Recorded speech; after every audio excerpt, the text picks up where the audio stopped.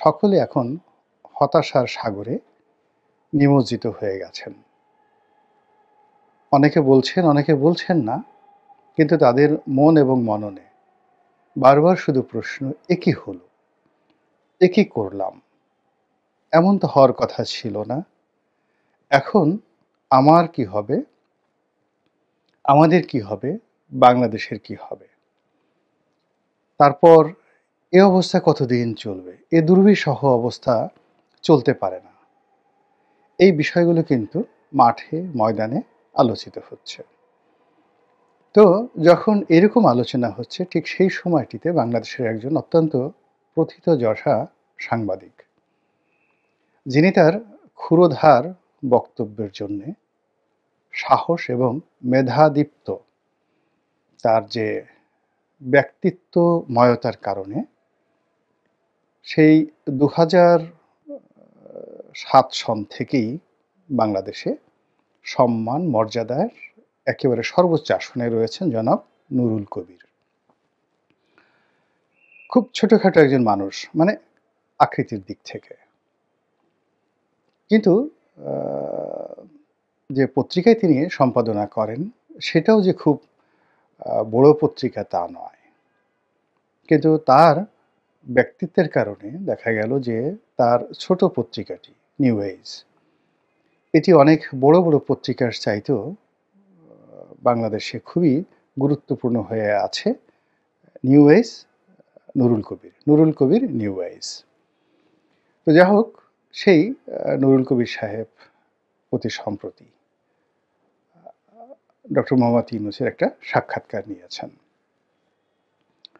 আমি খুব মনোযোগ সহকারে প্রায় পৌনে ১ ঘন্টার মতো সুদীর্ঘ সেই সাক্ষাৎকারটি দেখলাম। খুঁটিয়ে, খুঁটিয়ে দেখলাম। এবং যত মনোযোগ সহকারে আমি এই সাক্ষাৎকারটি দেখেছি, গত ২, ৪, ১০ বছরে এমন কোনো সিনেমা, নাটক, ইতিহাস, তারপর ডকুমেন্টারি ফিল্ম, কোনো কিছুই আমি আসলে গত ১০ বছরে এতটা মনোযোগ সহকারে আমি দেখেছি বলে আমার মনে পড়ে না। অনেক আগে একটা সিনেমা দেখেছিলাম, 'দ্য বাইসাইকেল থিফ', পৃথিবীর সর্বকালের সেরা চলচ্চিত্র। ওটা বোধহয় খুব মনোযোগ সহকারে দেখেছিলাম।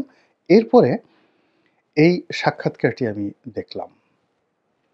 সাক্ষাৎকারটি দেখার পরে আমার যে অনুভূতি, সে অনুভূতি হলো ডক্টর মোহাম্মদ ইউনূস কথা বলতে গিয়ে তিনি জনাব নুরুল কবিরকে হয়তো আন্দাজ করতে পারেননি, বা তিনি সারা জীবন পৃথিবীর বড়, বড় সংবাদপত্র, সাংবাদিক তাদেরকে যেভাবে মোকাবেলা করেছেন, কথাবার্তা বলেছেন, বাংলাদেশের 'প্রথম আলোর' মতিউর রহমান, তারপর এরপর মাহফুজ আনাম, ডেইলি স্টার, উনাদের মতো যারা বাংলাদেশে খুবই প্রথিতযশা এবং সাংবাদিক হিসেবে, সংবাদপত্রের সম্পাদক হিসেবে নুরুল কবির সাহেবের চাইতে অনেক, অনেক যাকে বলা হয় আউটওয়ার্ডলি বেশ প্রভাবশালী। কিন্তু ব্যক্তি নুরুল কবিরের সঙ্গে এক টেবিলে বসে নীতি এবং নৈতিকতার কথা বলার মতো বাংলাদেশে যে দ্বিতীয় কোনো লোক সংবাদপত্র জগতে নেই, এই বিষয়টি সম্ভবত ডক্টর মোহাম্মদ ইউনূস আন্দাজ করতে পারেননি। ফলে জনাব নুরুল কবির যে সকল প্রশ্ন করেছেন, সে সকল প্রশ্নে তিনি অনেকটা দেবশিশুর মতো উত্তর দিয়েছেন।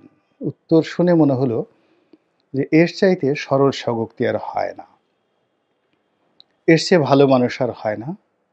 আর নিজের অসহায়তাও, নিজের নির্লোভ মন মানসিকতা, যে তিনি যেখানে আছেন এটা নিয়ে তার কোনো লোভ নেই, লালসা নেই। পারলে তো আজকেই তিনি এই উপদেষ্টার বা প্রধান উপদেষ্টার পদ ছেড়ে তিনি চলে যেতে পারলে বেঁচে যান। এই জগৎটি তার কাছে খুবই আশ্চর্যজনক একটি জগৎ, ক্রিটিক্যাল একটি জগৎ মনে হয়েছে। এবং তিনি যেখানে ছিলেন, অর্থাৎ গ্রামীণ ব্যাংক, তার বিদেশে গিয়ে বিভিন্ন যে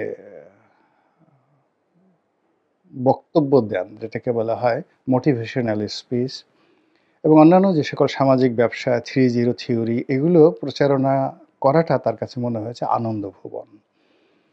তো তার এই সকল বক্তব্য শুনে তার প্রতি অনেকে আবার মোহগ্রস্ত হতে পারেন। সাধারণ যারা আ শ্রোতা, দর্শক তারা সঙ্গত কারণেই বিভ্রান্ত হতে পারেন। কিন্তু অবাক করার ব্যাপার হলো যে তার ব্যাপারে যারা সিদ্ধান্ত নেবেন এই বাংলাদেশে, সেটা হলো যাদের বুদ্ধি আছে, যাদের ব্যাসাতি আছে অর্থাৎ ব্যবসা-বাণিজ্য আছে, যাদের ক্ষমতা আছে, লেখাপড়া আছে, এই মানুষগুলো তার এই বক্তব্য শুনে সবাই হতবিহ্বল হয়ে পড়েছেন এবং তাকে একজন খুবই জটিল প্রকৃতির মানুষ, খুবই হিসেবি এবং তার সম্পর্কে যে কথাবার্তা চিন্তা চেতনা করার ক্ষেত্রে অত্যন্ত সতর্কতা অবলম্বন করবে আগামী দিনের যেকোনো সিদ্ধান্ত নেওয়ার ক্ষেত্রে দেশের একটা বিশাল শ্রেণীর বুদ্ধিজীবী মানুষ। এর কারণ হলো অতি সরলতা নয়।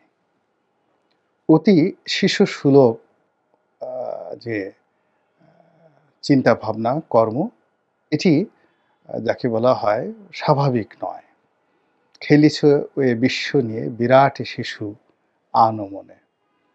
সেই কবি নজরুল ইসলামের যে গান বিধাতাকে নিয়ে। এই পৃথিবীতে যারা বিধাতার প্রতিটি কর্মকে শিশুসুলভ মনে করেন, বিরাট শিশু মনে করেন, তাদের মতো নির্বোধ আর কেউ নেই। যিনি সারা দুনিয়া ঘুরে বেড়ান। টেকনাফ থেকে তেঁতুলিয়া নয়। ঢাকা থেকে ওয়াশিংটন, ওয়াশিংটন থেকে প্যারিস, প্যারিস থেকে জোহান্সবার্গ এবং সেখান থেকে দিল্লি, দিল্লি থেকে রিয়াদ।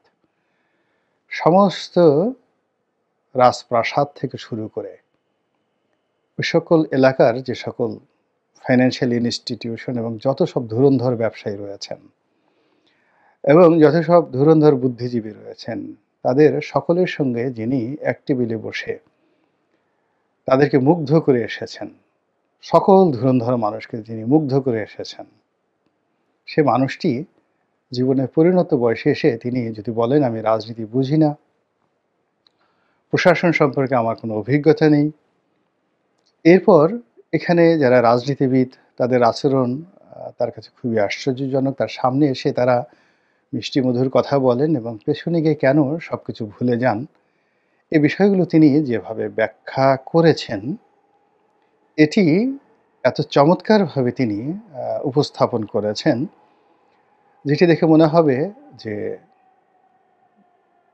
আমাদের পাক ভারত উপমহাদেশের যারা কিংবদন্তির অভিনেতা সঞ্জীব কুমারের অভিনয় দেখেছেন। দিলীপ কুমার রোমান্টিক নায়ক, কিন্তু অভিনয় যদি দেখেন তাহলে সেটা সঞ্জীব কুমারের অভিনয়। সেই অভিনয়কেও ছাড়িয়ে গেছে। কিন্তু সেই অভিনয়ে আমরা বিভ্রান্ত হয়েছি। সরি। তো সে অভিনয়ে আমরা বিভ্রান্ত হয়েছি, কিন্তু জনাব নুরুল কবির তিনি বিভ্রান্ত হননি। তার এ সকল অদ্ভুত জবাব শুনে, শিশুর মতো জবাব শুনে, ফেরেশতার মতো তার সততা দেখে মনে হয়েছে যে তিনি এতটা তড়িতাহত হয়েছেন জনাব নুরুল কবির, তিনি মুচকি মুচকি হাসার চেষ্টা করেছেন অথচ তিনি হাসেননি। স্পষ্টতই সাক্ষাৎকারটি আমি মনে করব যে বাংলাদেশের যে টেলিভিশন সাক্ষাৎকার বা ভিডিও সাক্ষাৎকারের ক্ষেত্রে এটি একটি মাইলস্টোন। আমি টিম সেবাস্তিয়ান তার খুব বিখ্যাত সাক্ষাৎকারগুলো দেখেছি, খুব বিখ্যাত সাক্ষাৎকারগুলো দেখেছি। তো বাংলাদেশের প্রেক্ষাপটে এরকম একটি দুর্লভ সাক্ষাৎকার আমাদের সকলেরই বারবার দেখা উচিত। সেখানে নুরুল কবিরের বডি ল্যাঙ্গুয়েজ এবং জনাব ইউনূসের বডি ল্যাঙ্গুয়েজ, কথার টোন, উত্তর, কাউন্টার উত্তর সব মিলিয়ে তিনি ডক্টর মোহাম্মদ ইউনূস সাহেবকে শুধু বাংলাদেশ না সারা দুনিয়ার কাছে যেভাবে তুলে ধরেছেন, it will B a good documentary film. এটা আগামী দিনে শুধু বর্তমান নয়, অনেকের জন্য এটা ডকুমেন্টারি ফিল্ম হিসাবে এটি চিহ্নিত হবে।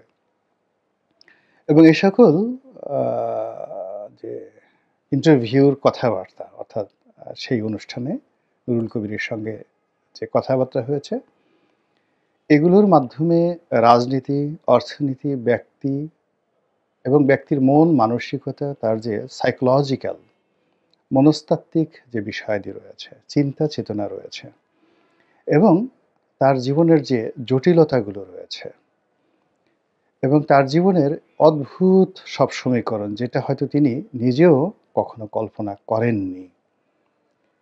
সেই কথাগুলো তার নিজের মুখ দিয়ে বের হয়ে এসেছে। জাস্ট কয়েকটা উদাহরণ দেই। তিনি বেশ চিন্তা ভাবনা করে ১/১১ সময়, বিগত ১/১১ সময় একটি রাজনৈতিক দল করেছিলেন। এবার তিনি এসে নিজের অজান্তে বলেছেন যে ওটা এমনি একটা ফালতু বিষয় ছিল। জাস্ট বন্ধু-বান্ধব বলেছিল, তাই করেছিলাম।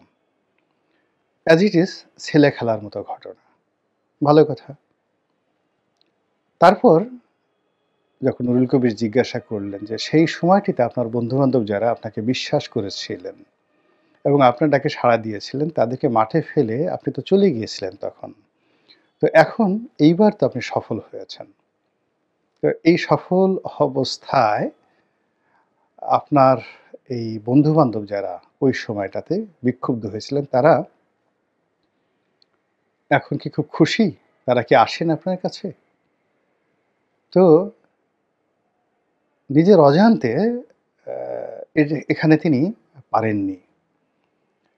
তার যে হিউম্যান সাইকোলজি, তার জ্ঞান, তার গরিমা, তার কৌশল, তার বুদ্ধি, প্রজ্ঞা, মেধা সবকিছু এখানে এসে তার ভিতরের যে অন্তর্নিহিত ইঞ্জিনিয়ারিং রয়েছে, সেটি একেবারে আ খোলাসা হয়ে গেছে। তিনি বলে ফেলেছেন যে, তারা কেউ এখন আমাকে সমর্থন করেন না, কেউ আসছেন না এবং কেউ আমাকে বিশ্বাস এখন করেন না এবং তারা মনে করেন যে আমি যেকোনো সময় আবার চলে যেতে পারি। কাজেই আবার আমার সঙ্গে সম্পৃক্ত হয়ে তারা নতুন করে বিপদে পড়তে চান না।